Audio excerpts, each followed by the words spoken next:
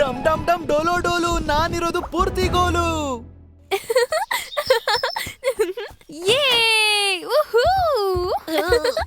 ನೋಡು ನೋಡು ಓಂ, ನನಗಿವತ್ತು ಮೆಡಲ್ ಸಿಕ್ಕಿದೆ. ನಾನು ವಿಜ್ಞಾನ ಪರೀಕ್ಷೆಯಲ್ಲಿ ಫಸ್ಟ್ ಬಂದಿದ್ದೀನಿ. ವಾವ್, ಕಂಗ್ರಾಚುಲೇಷನ್ಸ್ ಈಶಾ, ನೀನು ಗೆದ್ದಿದೀಯಾ. ಯಾಕಂದ್ರೆ ನೀನ್ ಯಾರ್ ತಂಗಿ ಹೇಳು? ನನ್ನ ಓಂ ಅಣ್ಣನ ತಂಗಿ. ಈಶಾ, ಅದ್ರ ಮೇಲೆ ಏನ್ ಬರ್ದಿದ್ದಾರೆ ಅಂತ ನೋಡು. ಇಲ್ಲಿ ಕನ್ನಡ ಅಥವಾ ಇಂಗ್ಲಿಷ್ ಅಲ್ಲಿ ಬರ್ದಿರೋ ತರ ಇಲ್ವಲ್ಲ, ಹೌದು ತಾನೆ? ಅಯ್ಯೋ ಹೌದು, ನಾನಿದನ್ನ ಕರೆಕ್ಟ್ ಆಗಿ ನೋಡೇ ಇರ್ಲಿಲ್ಲ. ಇದು ಇದು ಯಾವ ಭಾಷೆ ಮತ್ತೆ ಇದ್ರಲ್ಲಿ ಬರ್ದಿರೋದ್ರ ಅರ್ಥ ಏನು? ಇದ್ರ ಅರ್ಥ ಈಶಾ, ನಮ್ಮನೇಲಿ ಒಂದು ಹಳೆ ಪುಸ್ತಕ ಇದೆ. ಬಹುಶಃ ನಮ್ಗದ್ರಲ್ಲಿ ಯಾವ್ದಾದ್ರು ಉತ್ತರ ಸಿಗ್ಬಹುದು. ಹಾಗ ನೀನ ಹಳೆ ಪುಸ್ತಕ ಯಾವಾಗ ಓದ್ದೆ? ಇಲ್ಲ ಇಲ್ಲ, ಓದಿಲ್ಲ. ಆದ್ರೆ ಅದ್ರಲ್ಲಿ ಒಳ್ಳೊಳ್ಳೆ ಚಿತ್ರಗಳಿವೆ, ಅದನ್ನ ನೋಡ್ತಾ ಇರ್ತೀನಿ. ಒಂದ್ ಕೆಲ್ಸ ಮಾಡೋಣ, ಸರಿ ಬಾ ನೋಡೋಣ, ಏನಾದ್ರೂ ಕ್ಲೂ ಸಿಕ್ರು ಸಿಗ್ಬೋದಲ್ವಾ? ಹಾ ಹಾ, ನಡಿ ನಡಿ ನೋಡೋಣ.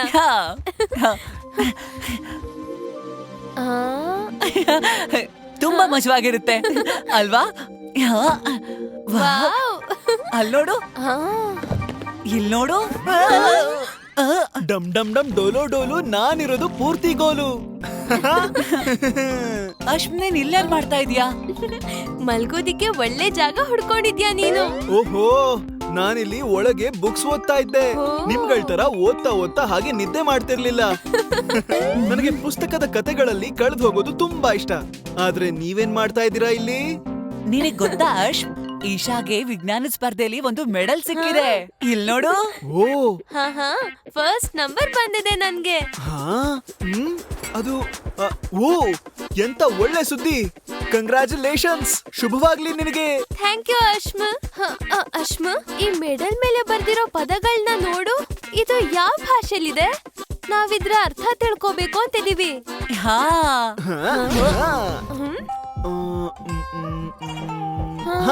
ಅಯ್ಯೋ, ಇದು ಸಂಸ್ಕೃತ ಭಾಷೆಯಲ್ಲಿದೆ.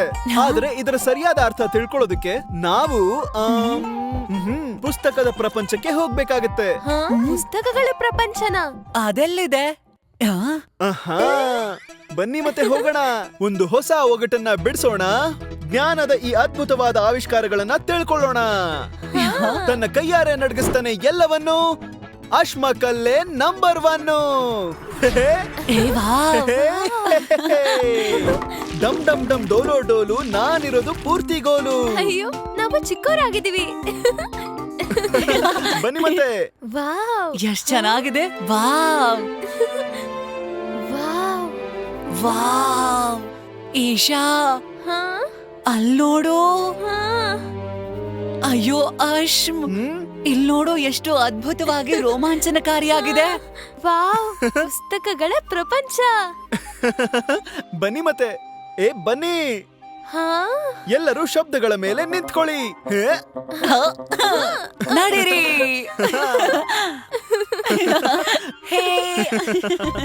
ಈ ಜಗತ್ತು, ಈ ಪುಸ್ತಕಗಳು ಜ್ಞಾನದಿಂದ ತುಂಬಿದೆ.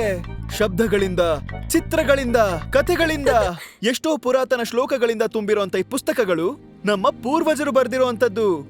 ಏನು? ನಾವು ಎಲ್ಲಾದ್ರೂ ಒಂದ್ ಕಡೆ ಕೇಳೇ ಇರ್ತೀವಿ, ಸಂಸ್ಕೃತ ಅನ್ನೋದು ಇಡೀ ವಿಶ್ವದಲ್ಲೇ ತುಂಬಾ ಹಳೆಯ ಭಾಷೆಗಳಲ್ಲಿ ಒಂದು ಅಂತ. ಎಷ್ಟು ಸಾವಿರ ವರ್ಷಗಳು ಹಳೆಯ ಸಂಸ್ಕೃತ ಭಾಷೆ. ಅಂದ್ರೆ ಹೇಗೆ? ಇಡೀ ಜಗತ್ತಲ್ಲೇ ಮೊದಲು ರಚನೆ ಆಗಿರುವಂತ ಭಾಷೆ ಅಂತ ನಂಬ್ತಾರೆ ಇದನ್ನ.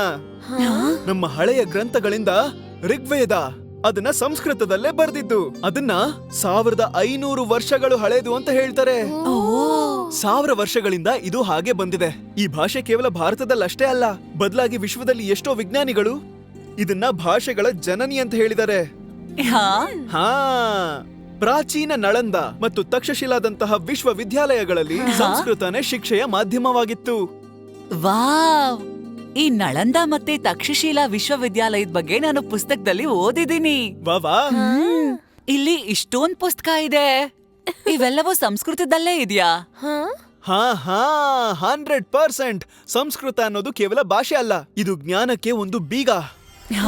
ಇದರಲ್ಲಿ ವೇದ, ಉಪನಿಷತ್ತು, ಮಹಾಭಾರತ, ರಾಮಾಯಣ, ಯೋಗ, ಆಯುರ್ವೇದ, ಗಣಿತ ಮತ್ತು ಖಗೋಳಶಾಸ್ತ್ರದಂತ ಜ್ಞಾನದ ಭಂಡಾರನೇ ಇದೆ. ಹಾಗಾದ್ರೆ ಇದರರ್ಥ ಸಂಸ್ಕೃತ ಬರೀ ಪೂಜೆಗಷ್ಟೇ ಸೀಮಿತವಾದದ್ದಲ್ಲ, ಇದು ವಿಜ್ಞಾನ ಮತ್ತು ಗಣಿತ ಜೊತೆ ಕೂಡ ಸೇರ್ಕೊಂಡಿದೆ. ಹಾ ಖಂಡಿತ ಖಂಡಿತ. ಸಂಸ್ಕೃತ ವ್ಯಾಕರಣ ಎಷ್ಟು ವೈಜ್ಞಾನಿಕವಾಗಿದೆ ಅಂತಂದ್ರೆ ಕಂಪ್ಯೂಟರ್ ಪ್ರೋಗ್ರಾಮಿಂಗ್ಗೂ ಕೂಡ ಇದನ್ನ ಸರಿ ಅಂತ ಒಪ್ಕೊಳ್ತಾರೆ. ಸಂಸ್ಕೃತದಲ್ಲಿ ಉಚ್ಚಾರಣೆ ತುಂಬಾ ಸ್ವಚ್ಛ ಮತ್ತು ಶುದ್ಧವಾಗಿರುತ್ತೆ. ಪ್ರತಿ ಅಕ್ಷರಕ್ಕೂ ಒಂದೇ ಸ್ವಚ್ಛವಾದ ಮತ್ತು ನಿಶ್ಚಿತ ಉಚ್ಚಾರಣೆ ಇರುತ್ತೆ. ಅದರ ಸ್ಪೆಲ್ಲಿಂಗ್ ಯಾವತ್ತೂ ಬದಲಾಗಲ್ಲ. ವಾವ್, ಬೇಗ ಅಲ್ ನೋಡಿ. ಅಯ್ಯೋ ವಾವ್, ಅಯ್ಯೋ ಇದು ಅದೇ ಅಲ್ವಾ? ನಹಿ ಜ್ಞಾನೇನ ಸದೃಶ್ಯಂ ನಾಹಿ ಜ್ಞಾನೇನ ಸದೃಶಂ ಪವಿತ್ರಮೀಹ ವಿದ್ಯತೆ ತತ್ಸ್ವಯಂ ಯೋಗ ಸಂಸಿದ್ಧಃ ಕಾಲೇನಾತ್ಮಾನಿ ವಿಂದತಿ. ಓ ಇದರ ಅರ್ಥ ಏನಂದ್ರೆ ಜ್ಞಾನಕ್ಕಿಂತ ಪವಿತ್ರವಾದದ್ದು ಈ ಇಡೀ ಜಗತ್ತಲ್ಲೇ ಇನ್ನೇನೂ ಇಲ್ಲ. ಯಾವ ವ್ಯಕ್ತಿ ಯೋಗ ಮತ್ತು ಧ್ಯಾನದಿಂದ ತನ್ನನ್ನ ತಾನು ತಯಾರಿಸ್ಕೊಳ್ತಾನೋ ಅವನು ನಿಧಾನವಾಗಿ ಈ ಮಹಾ ಜ್ಞಾನವನ್ನ ತನ್ನದಾಗಿಸ್ಕೊಳ್ತಾನೆ. ವಾವ್, ಇದ್ರರ್ಥ ಸಂಸ್ಕೃತ ನಮ್ಗೆ ಬರೀ ಹಳೆ ಕಾಲದನ್ ಮಾತ್ರ ಅಲ್ದೆ ಇವತ್ತಿನ ಬಗ್ಗೆ ಹಾಗೆ ಭವಿಷ್ಯದ ಬಗ್ಗೆ ಕೂಡ ಜ್ಞಾನ ತಿಳಿಸ್ಕೊಡುತ್ತಾ? ನಿಜವಾಗ್ಲೂನಾ? ಖಂಡಿತ 100%. ಮತ್ತೆ ಇದೇ ಕಾರಣಕ್ಕೇನೆ ನಿನ್ನ ಮೆಡಲ್ ಮೇಲೆ ಸಂಸ್ಕೃತದಲ್ಲಿ ಬರ್ದಿರೋದು. ಸಂಸ್ಕೃತ ಜ್ಞಾನ ಮತ್ತು ಆತ್ಮವಿಕಾಸದ ಒಂದು ಪ್ರತೀಕ. ಈಗ ಅರ್ಥ ಆಯ್ತು ಮೆಡಲ್ ಮೇಲೆ ಸಂಸ್ಕೃತದಲ್ಲಿ ಯಾಕೆ ಬರ್ದಿದ್ದಾರೆ ಅಂತ. ಇದು ಬರೀ ಉಡುಗೊರೆ ಅಲ್ಲ, ಬದ್ಲಿಗೆ ಒಂದು ಕಲಿಕೆ. ವಿಜ್ಞಾನ ಎಲ್ಲಕ್ಕಿಂತ ಪವಿತ್ರ ಮತ್ತೆ ಶ್ರೇಷ್ಠವಾದದ್ದು ಅಲ್ವಾ? ನೀನ್ ನಿಜವಾಗ್ಲೂ ಸರಿಯಾಗಿ ಹೇಳ್ದೆ ಈಶಾ. ನಾವು ಸಂಸ್ಕೃತನ ಕಲೀಲೇಬೇಕು. ಆಗ ನಮ್ಗೆ ಹೊಸ ವಿಷಯಗಳು ಕೂಡ ಅರ್ಥ ಆಗತ್ತೆ. ಖಂಡಿತ ಖಂಡಿತ. ಮತ್ ನೀವ್ ಯಾವಾಗ ಏನೇ ಅರ್ಥ ಮಾಡ್ಕೋಬೇಕಂದ್ರು ಪುಸ್ತಕನ ತೆಗ್ದು ನನ್ನನ್ನ ನೆನ್ಪಿಸ್ಕೊಳ್ಳಿ. ನಾನ್ ನಿಮ್ ಮುಂದೆ ಇರ್ತೀನಿ. ಅಶ್ವಾನಮ್ಮ ಎಲ್ಲಾ ಪ್ರಶ್ನೆಗೂ ಹೇಗೆಲ್ಲ ಉತ್ತರ ಕೊಡ್ತಾನೆ, ಜ್ಞಾನನ ವಿಜ್ಞಾನಕ್ಕೆ ಜೋಡಿಸ್ತಾನೆ.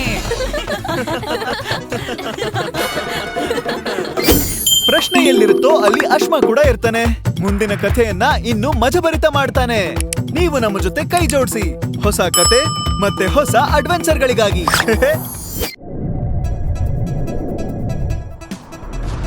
ಅಶ್ಮ ಅಶ್ಮ ಬಂದ ನಮ್ಮ ಅಶ್ಮ ಅಶ್ಮ ಅಶ್ಮ ಆಹಾ ಸೂಪರ್ ಸ್ಮಾರ್ಟ್ ಅಶ್ಮ. ಉಗುರಿ ಹಂಗೆ ತಿರುಗಿ ತಿರುಗಿ ಎದ್ದು ಬಿದ್ದು ನಗಿಸೋ ಭಂಟ, ಜಾದು ಇತ್ತುಂಟ ಅಶ್ಮ ಲೋಕ ತಿರುಗಿಸುವಾತ.